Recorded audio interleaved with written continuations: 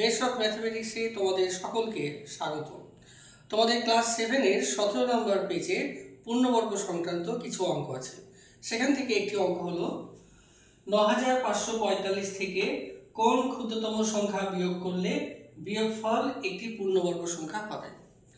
এখন এই অঙ্কের সমাধানের ক্ষেত্রে তোমাদের পূর্ণবর্গ সংখ্যার বৈশিষ্ট্য জানা দরকার। এর আগে পূর্ণবর্গ সংখ্যার বৈশিষ্ট্য নিয়ে আলোচনা করেছি, আরও একবার দেখে নাও পূর্ণবর্গ সংখ্যার বৈশিষ্ট্যগুলো। এর আগে তোমাদের বলেছিলাম যে সমস্ত স্বাভাবিক সংখ্যা পূর্ণবর্গ সংখ্যা হয় না। যেমন 1 এটি পূর্ণবর্গ সংখ্যা হয়, কিন্তু 1-এর পরে 2, 3 পূর্ণবর্গ সংখ্যা হয় না। তাহলে 1-এর পরে পূর্ণবর্গ সংখ্যা কি? 1-এর পরে পূর্ণবর্গ সংখ্যা 4, তারপর 9, 16, 25, 36, 49, 64, 81 এভাবে চলতে থাকবে। কিন্তু এবার পূর্ণবর্গ সংখ্যা যদি বর্গমূল যদি চিন্তা করি, তাহলে বর্গমূলগুলো কেমন হবে? 1-এর বর্গমূল হবে 1, 4-এর 2, 9-এর 3, অর্থাৎ বর্গমূলগুলো পূর্ণবর্গ সংখ্যার বর্গমূলগুলো কিন্তু পরপর হবে, অর্থাৎ সমস্ত স্বাভাবিক সংখ্যায় কোনো না কোনো পূর্ণবর্গ সংখ্যার বর্গমূল হবে। এখন যেমন ধরো এই 9 এটি একটি পূর্ণবর্গ সংখ্যা, 9-এর ঠিক পরে 16 এটি একটি পূর্ণবর্গ সংখ্যা। এখন যদি তোমাকে বলা হয় 9 এবং 16-র মধ্যে অনেক সংখ্যা আছে, যেমন 10, 11, 12, 13, 14, 15, এগুলো নিশ্চয় পূর্ণবর্গ সংখ্যা নয় আর কি। এবার মনে করি এখানে আমি একটা সংখ্যা বললাম 13,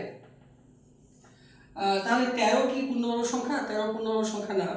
এখন যদি তোমাদের প্রশ্ন করি 13 থেকে ক্ষুদ্রতম কোন সংখ্যা বিয়োগ করলে বিয়োগফল পূর্ণবর্গ সংখ্যা হবে।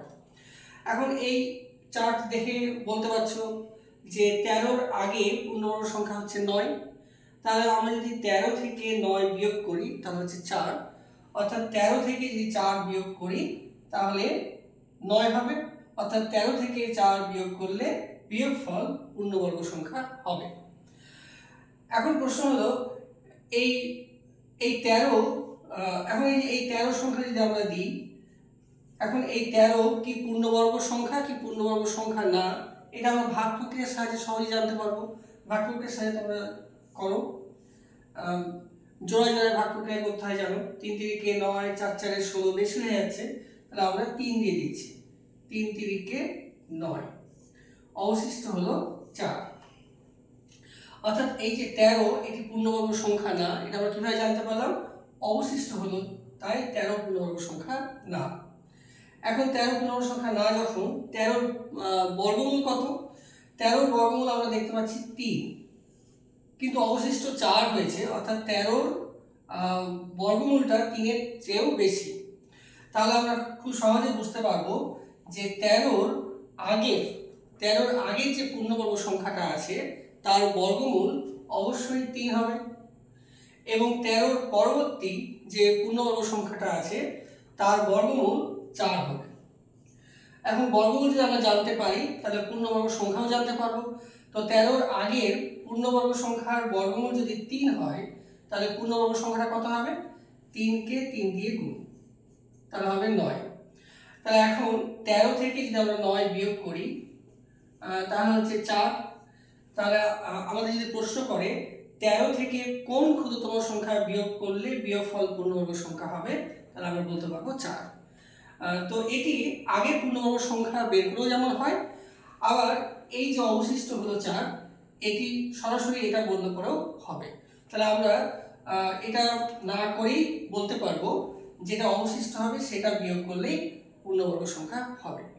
তাহলে একই রকমভাবে এবার যে অঙ্কটি দেওয়া হয়েছে 9545, এবার দেখে নাও এটি কিভাবে হবে। এবার আমরা 9545-এর পূর্ণবর্গ করার চেষ্টা করি, বর্গমূল করার চেষ্টা করি।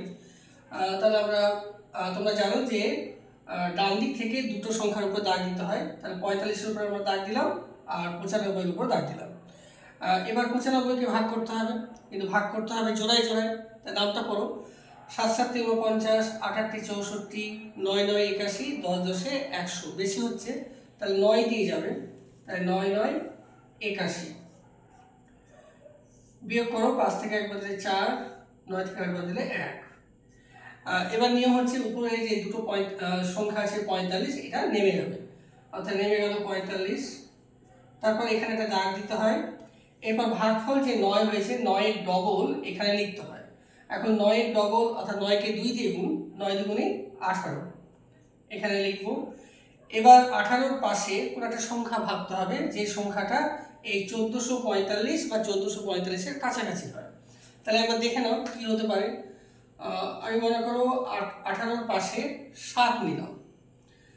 তাহলে যদি 7 দিয়ে যদি গুণ করি তাহলে হচ্ছে 7 7 49 9 হয় থাকে 4, 7 8 56 আর 4 7 0 হয় থাকে 6, 7 7 আর 6 13। তাহলে 7 যদি নেই 1309 হচ্ছে, প্রায় কাছাকাছি হচ্ছে। যদি 8 নিই তাহলে বেশি হয়ে যাবে, তাহলে 7 দিয়েই যাবে। তাহলে আমরা এখানে 7 নিলাম, এখানেও 7 দিতে হবে, আর এখানে 1309। এবার বিয়োগ করো। 15 থেকে 9 যদি বিয়োগ করি তাহলে বিয়োগ করলে হবে 6, 4 থেকে 1 বাদ দিলে 3, 4 থেকে 3 বাদ দিলে 1, তাহলে অবশিষ্ট হলো 136। তাহলে প্রশ্ন করেছে 9545 থেকে কোন ক্ষুদ্রতম সংখ্যা বিয়োগ করলে বিয়োগফল একটি পূর্ণবর্গ সংখ্যা হবে। তাহলে যেহেতু অবশিষ্ট 136 হয়েছে, তাহলে 136 বিয়োগ করলে বিয়োগফল অবশ্যই পূর্ণবর্গ সংখ্যা হবে। তার কারণ সেই পূর্ণবর্গ সংখ্যাটার বর্গমূল হবে কত? বর্গমূল হবে 97। তাহলে আমরা এভাবে আজকে 9545 থেকে কোন ক্ষুদ্রতম সংখ্যা বিয়োগ করলে বিয়োগফল পূর্ণবর্গ সংখ্যা হবে তা আমরা জানতে পারলাম।